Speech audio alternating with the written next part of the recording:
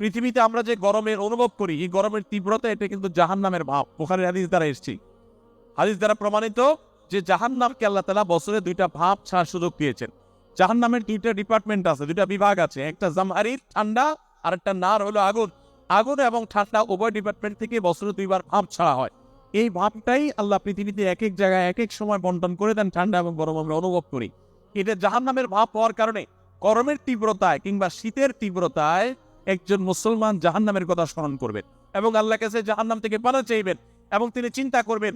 কোরআনে আল্লাহ উল্লেখ করেছেন, কুল নারু জাহান্নামা আশাদ্দু হাররা, তোমরা যে গরমের তীব্রতা অনুভব করছো, জাহান্নামের আগুনের তীব্রতা গরম এর চাইতে অনেক বেশি। দুনিয়াতে আমরা যে আগুন জ্বালিয়ে থাকি, আমরা চুলাতে রান্না বাড়ার সময় যে আগুন জ্বালিয়ে থাকি, এর চাইতে ফ্যাক্টরিতে যে সমস্ত আগুন জ্বালানো হয় সেগুলোর তীব্রতা অনেক বেশি। দুনিয়াতে আগুন যত তীব্র হতে পারে, জাহান্নামের আগুন তার চাইতে 70 গুণ বেশি তীব্র।